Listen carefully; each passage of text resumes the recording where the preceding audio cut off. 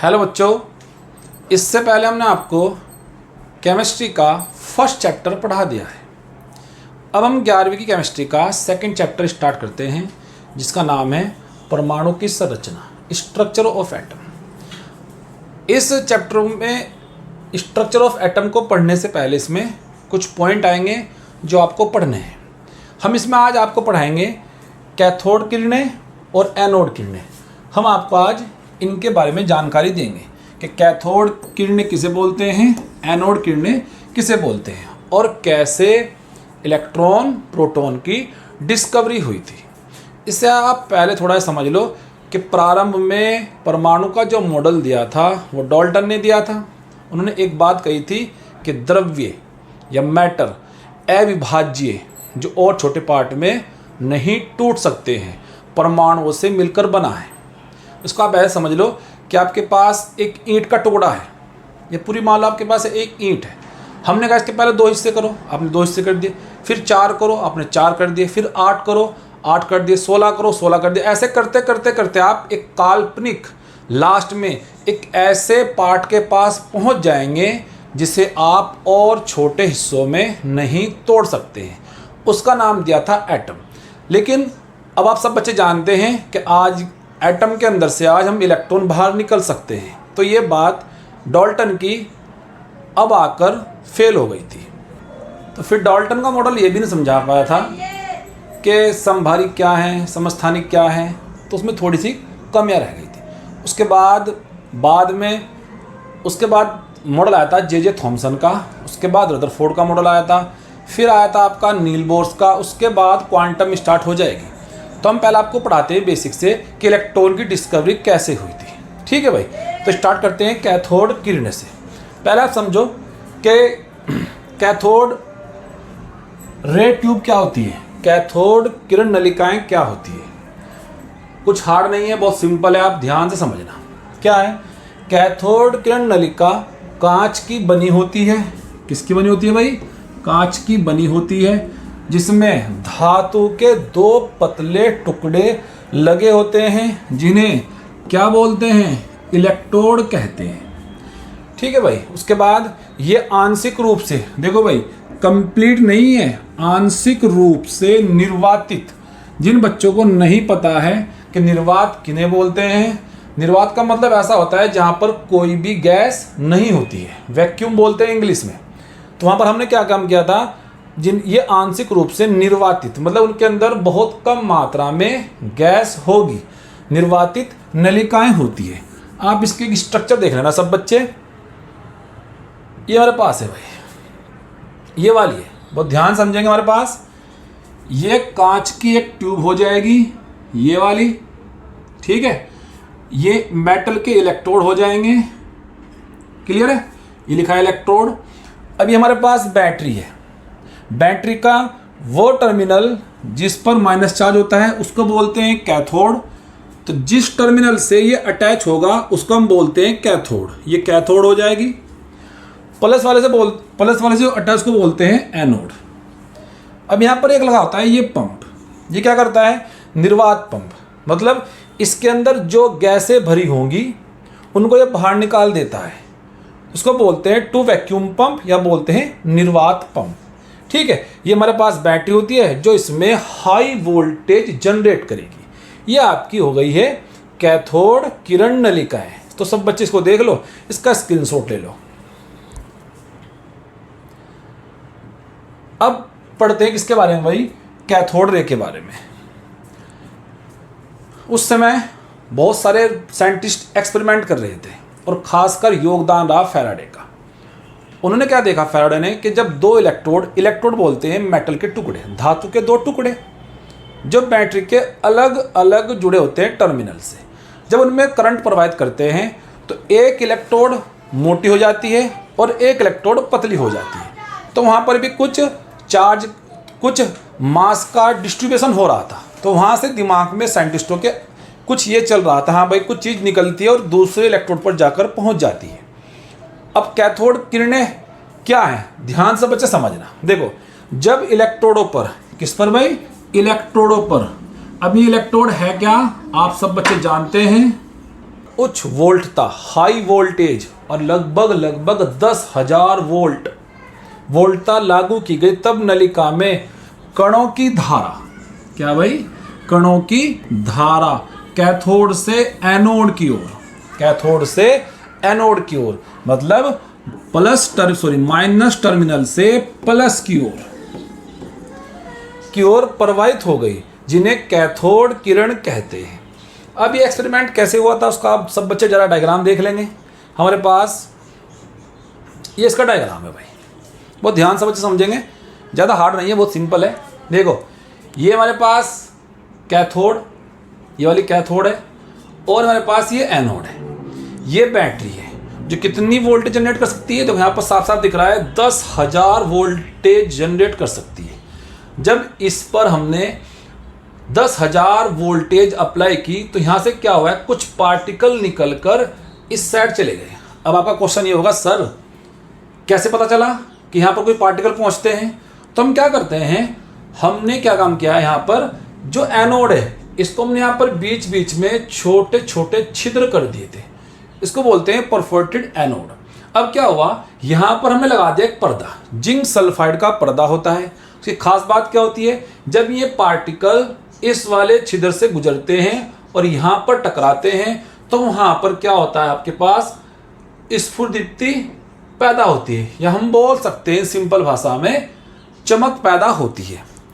उसके बाद क्या किया गया, इस ट्यूब के अंदर ये वैक्यूम पंप है जहाँ से हमने हवा बाहर निकाल दी, मतलब हमने इसके अंदर गैस का प्रेशर बहुत कम रखा। अब आप सब बच्चे जानते हैं, यदि कहीं पर अधिक मात्रा में गैस होगी, अगर गैस ज़्यादा है तो उसका प्रेशर भी ज़्यादा होगा। तो हमने इसमें से गैस बाहर निकाल दी, बहुत कम गैस रखी, इसलिए बोलते हैं air gas at very low pressure, निम्न दाब पर, और लगभग कितना था, 0.001 मिलीमीटर प्रेशर इसमें अंदर था।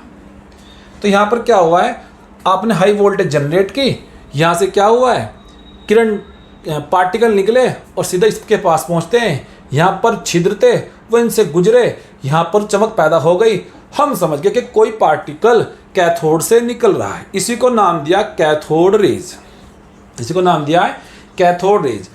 और ये सारा एक्सपेरिमेंट किया था जे थॉमसन ने। बाद में पता लगा कि जो पार्टिकल यहाँ से निकल रहे हैं वो रियल में इलेक्ट्रॉन है, तो ऐसे इलेक्ट्रॉन की खोज हुई थी। अब बात करते हैं कि कैथोड किरणों के गुण क्या है।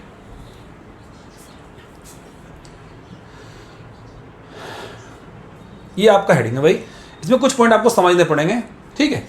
कैथोड किरणों के गुण, पहला क्या है, कैथोड किरणें कैथोड से आरंभ होकर एनोड की ओर गमन करती है, कोई खास बात नहीं, सब बच्चे जानते हैं। उसके बाद नेक्स्ट पॉइंट, ये किरणें स्वयं दिखाई नहीं देती है, परंतु इनके व्यवहार को गैसों तथा कुछ निश्चित प्रकार के पदार्थों, स्फुरदीप्ति तथा प्रतिदीप्ति जो चमक पैदा होती है की उपस्थिति में देखा जा सकता है। ये पदार्थ इन किरणों के टकराने से चमकते हैं, ठीक है। तो क्या लिखा है, विद्युत और चुंबकीय क्षेत्रों की अनुपस्थिति में, मतलब ना तो कहीं पर आपका इलेक्ट्रिक फील्ड है, विद्युत क्षेत्र नहीं है, और ना चुंबकीय क्षेत्र है, तब क्या होगा। अब ऐसा समझो कि आपके पास एक स्थान है, एक प्लेस है, उस प्लेस पर ना तो विद्युत क्षेत्र है जो बनता है प्लस माइनस से बनता है, ना तो विद्युत क्षेत्र है, और ना चुंबकीय क्षेत्र है जो चुंबक से बनता है। तो हमने क्या देखा कि यार ये किरणें सीधी रेखा में चलती है। नेक्स्ट पॉइंट इंपॉर्टेंट पॉइंट है। अब देखो, विद्युत और चुंबकीय क्षेत्रों की उपस्थिति में कैथोड किरणों का व्यवहार, अब आप ध्यान से समझेंगे, कैथोड किरणों का व्यवहार ऋणावेशित कणों के आपेक्षित व्यवहार के समान होता है, जो यह सिद्ध करता है कि कैथोड किरणों में ऋणावेशित कण होते हैं, जिन्हें क्या बोलते हैं भाई लोगों, इलेक्ट्रॉन कहते हैं। इसका वैसे समझो कि हमने यहाँ पर दो प्लेट लगा दी, ये वाली, एक पर प्लस चार्ज एक पर माइनस चार्ज, ठीक है भाई, ये विद्युत क्षेत्र में लगा दिया है। इधर से कैथोड किरण पहुंचती है। अब क्या देखा गया कि जो कैथोड किरण के पार्टिकल थे वो इस ओर अट्रैक्ट हो गए। ठीक है, हम समझ गए, क्यों आप सब बच्चे जानते होंगे कि प्लस माइनस चार्ज में होता है अट्रैक्शन। तो जो यहां पर जो पार्टिकल थे इन पर चार्ज कैसा होगा सर? इन पर चार्ज माइनस का होगा। क्यों? क्योंकि ये पहुंच चुके हैं प्लस की ओर। नेक्स्ट पॉइंट फिर आपका इंपॉर्टेंट है, कैथोड किरणों या इलेक्ट्रॉन के लक्षण। कैथोड किरण नलिका के इलेक्ट्रोडों के पदार्थ, ध्यान समझना सब बच्चे, एवं उसमें उपस्थित गैस की प्रकृति पर निर्भर नहीं करते हैं। अब इस पॉइंट को आप मैं एक दूसरे तरीके से समझाता हूं कि ये वाला जो पॉइंट है इसका मीनिंग क्या है रियल में। देखो क्या हमारे पास जो सर जे थॉमसन थे, उन्होंने क्या काम किया, उन्होंने इलेक्ट्रॉन का आवेश द्रव्यमान अनुपात, चार्ज अपॉन मास रेशो ज्ञात किया। बहुत प्यार समझेंगे, ठीक है भाई। तो E अपॉन M का मान जब उन्होंने चेक किया तो वो निकल कर आता है 1.758 इंटू 10⁻11 कूलाम पर केजी। अब खास बात क्या रही, उन्होंने अपने 3 प्रयोग किए।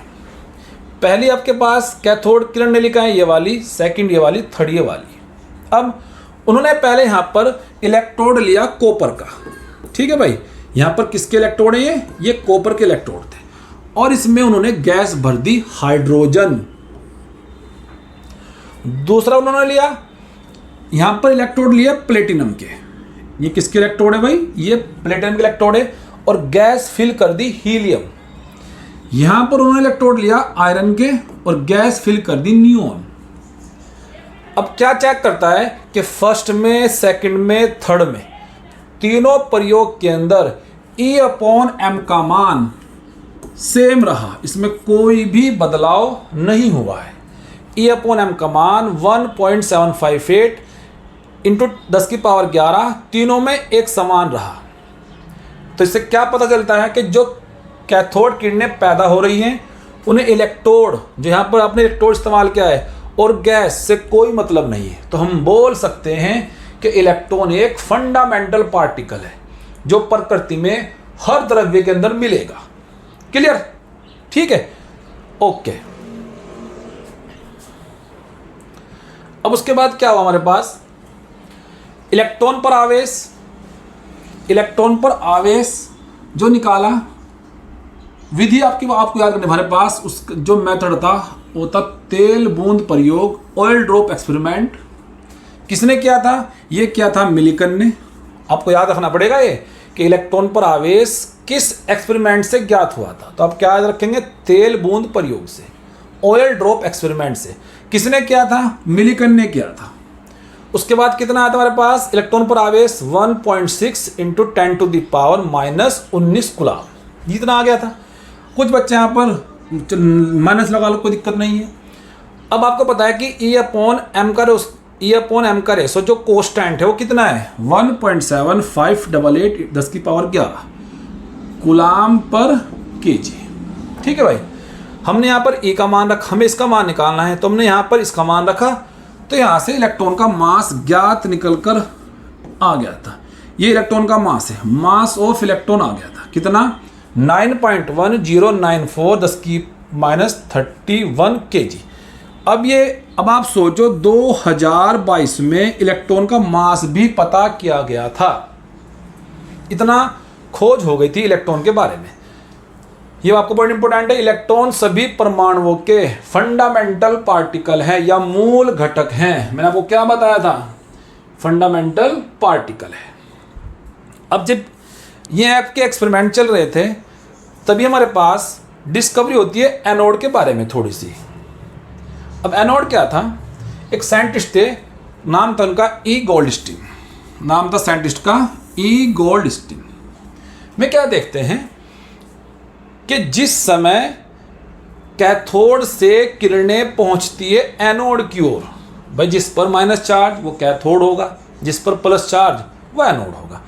उसी समय एनोड से भी कुछ किरणें निकलकर चलती है कैथोड की ओर। हमने फिर वही यहाँ पर काम किया है, जिंक सल्फाइड का पर्दा लगा दिया। यहाँ पर क्या चमक पैदा होती है, यहाँ पर छोटे छोटे छिद्र होंगे, उनको नाम देते हैं एनोड किरणें। लेकिन एनोड किरणें कैथोड किरणों से अलग थी। कैसे अलग थी जरा आप समझेंगे सब बच्चे। क्या था हमारे पास, ये उनके गुण थे। क्या लिखा है, कैथोड किरणों के विपरीत धनावेशित कण का द्रव्यमान, बहुत इंपॉर्टेंट पॉइंट है, धनावेशित कण का द्रव्यमान कैथोड किरण नलिका में उपस्थित गैस की प्रकृति पर निर्भर करता है। ये साधारण धनावेशित गैसीय आयन हैं, आयन होते हैं। इसको आप ऐसे समझो, आपने एक पॉइंट पढ़ा होगा आयनन विभव, कि जब गैस के अंदर मतलब किसी एटम से इलेक्ट्रॉन बाहर निकालने के लिए जितने विभव की आवश्यकता होती है उसको बोलते हैं हम आयनन विभव। कुछ यहाँ भी ऐसे ही कुछ कार्य हुआ था। कैसे, आप ध्यान से समझना। अंदर जो गैस के पार्टिकल थे, यहाँ पर जो अंदर गैस के पार्टिकल हैं, ये गैस के पार्टिकल थे यहाँ पर। अब क्या हुआ है, इनसे इलेक्ट्रॉन टकराया, इनसे इलेक्ट्रॉन टकराया और टकराने के पश्चात इन गैस के पार्टिकल से इलेक्ट्रॉन को बाहर निकाल दिया। इलेक्ट्रॉन बाहर निकलेगा तो यहां पर बचता है प्लस चार्ज, यहां पर बचता है प्लस चार्ज। ठीक है, अब ये प्लस चार्ज और यहां पर ये माइनस चार्ज, ये इसकी ओर अट्रैक्ट हो जाएंगे। इन्हीं को बोलते हैं एनोड किरणें। तो एनोड किरणें क्या है, एनोड किरणें रियल में यहां से नहीं निकलती है। ये क्या होता है, जो ट्यूब के अंदर आपने गैस भर रखी है उनसे जब इलेक्ट्रॉन टकराते हैं तो उसमें इलेक्ट्रॉन बाहर निकल जाता है, तो उस पर प्लस चार्ज आ जाता है। वह प्लस चार्ज गति करते हैं कैथोड की ओर। तो यहाँ पर यही लिखा है, यहाँ पर यही लिखा है कि धनावेशित कण का द्रव्यमान कैथोड किरण नलिका में उपस्थित गैस की प्रकृति पर निर्भर करता है। क्या आपने कौन सी गैस भरी है, हल्की गैस भरी है या भारी गैस भरी है। ठीक है, ये साधारण धनावेशित गैसीय आयन होते हैं। ठीक है भाई, उसके बाद क्या रखा है, कणों के आवेश और द्रव्यमान, कणों के आवेश और द्रव्यमान का अनुपात उस गैस पर निर्भर करता है जिससे ये उत्पन्न होते हैं। पहले क्या था, कैथोड में तो कोई प्रॉब्लम नहीं थी, E/m का मान कांस्टेंट था। चाहे आपने कोई सा भी गैस ले ली, कोई से आपने इलेक्ट्रोड यूज कर लिए। लेकिन इस बार ऐसा नहीं है। यदि आपने कणों के आवेश और द्रव्यमान का अनुपात उस गैस पर निर्भर करता है जिससे ये उत्पन्न होते हैं। क्लियर। नेक्स्ट, अब देखो, कुछ धनावेशित कण विद्युत आवेश की मूल इकाई के गुणक होते हैं। इसका सिंपल ये मतलब है कि एक प्लस चार्ज होगा तो फिर दो प्लस चार्ज होंगे, फिर तीन प्लस चार्ज होंगे। इसका सिंपल मतलब ये है। नेक्स्ट पॉइंट क्या है, चुंबकीय तथा विद्युत क्षेत्रों में इन कणों का व्यवहार इलेक्ट्रॉन अथवा कैथोड किरण द्वारा प्रेक्षित व्यवहार के विपरीत था। वे आपकी जो कैथोड किरणें थी वे पहुंच रही थी प्लस की ओर और ये पहुंचती है माइनस की ओर। इसको सिंपल दोबारा फिर देख लो आप। ये दो प्लेट हमने बना दिया, यहाँ पर हमने यहाँ पर एक पर लगा दिया प्लस चार्ज, एक पर लगा दिया माइनस चार्ज। मान लो एनोड किरणें हैं यहाँ पर, तो ये गति करती है इस साइड की ओर, तो इन पर चार्ज कैसा होगा, इन पर चार्ज होगा प्लस चार्ज। तो सर प्रोटॉन किसे बोलते हैं। अब आपको एक छोटा सा समझना पड़ेगा एक्सपेरिमेंट। वो एक्सपेरिमेंट हमारे पास क्या है, जैसा बच्चे ध्यान से देखना। पहले पढ़ते हैं, सभी एनोड किरण प्रोटॉन नहीं है। ध्यान से सब बच्चे समझेंगे, सभी एनोड किरण या किरणें प्रोटॉन नहीं है। फिर हमने क्या काम किया है, हमने यहाँ पर चेक करा कि आवेश अपॉन द्रव्यमान, चार्ज अपॉन मास का रेशो अलग अलग था। उसके बाद E/m अधिकतम किसका, हम क्या चेक करते हैं यहाँ पर कि E/m का मान अधिकतम किसका है। आप सोच के बताना, अगर E/m का मान अधिकतम होगा मतलब मैक्सिमम होगा तो उसका मास सबसे कम होगा। भाई इसका मान अगर कम हुआ तो तब जाकर E/m का मान ज़्यादा होगा। तो हमने ये देखा कि सबसे हल्की गैस कौन सी होती है, तो सबसे हल्की गैस हमारे पास होती है हाइड्रोजन। उस समय हमने क्या काम किया है, हमने इस ट्यूब के अंदर जो हमारे पास एनोड किरणें थी, हमने इस ट्यूब के अंदर गैस फिल कर दी हाइड्रोजन। ये कौन सी गैस है भाई? ये हाइड्रोजन है। आप सबको पता है कि हाइड्रोजन के अंदर जो इसका एटम होता है, एक होता है इसके अंदर प्रोटॉन, एक होता है इलेक्ट्रॉन। ठीक है, अगर हमने इसमें से इलेक्ट्रॉन बाहर निकाल दिया ये वाला, तो यहां पर केवल बचता है प्रोटॉन। यहां पर केवल क्या बचता है? प्रोटॉन बचता है। तो प्रोटॉन ज्ञात करने के लिए हमने यहां पर हम करते हैं E/m का मान अधिकतम किसका है, मैक्सिमम किसका है। मास उसका सबसे कम होगा तो सबसे हल्की गैस होगी, वो निकलती है हाइड्रोजन। अब हम बोल सकते हैं यदि आपने ट्यूब के अंदर हाइड्रोजन गैस भरी है तब एनोड किरणें प्रोटॉन की बनी होती है। और आप इसको ऐसे दिखा सकते हैं, H पॉजिटिव वाले में आप इसको दिखा सकते हैं। क्लियर? ठीक है। अब जैसे हमारे पास प्रोटॉन की बात होती है तो प्रोटॉन के बारे में आप कुछ थोड़ा सा और जान लेना। ये होता है प्रोटॉन पर एक तो सब बच्चे ध्यान रखें, हमारे पास प्लस चार्ज होता है, 1.6 का चार्ज होता है, इसका द्रव्यमान भी ज़्यादा है, 1.67 - 27 kg है। और ये इलेक्ट्रॉन से कितना भारी है भाई? 1837 गुना भारी है। तो यहाँ हमारे पास इलेक्ट्रॉन प्रोटॉन की खोज हो गई थी। ठीक है, नेक्स्ट लेक्चर में आपको पढ़ाएंगे हम एटॉमिक मॉडल।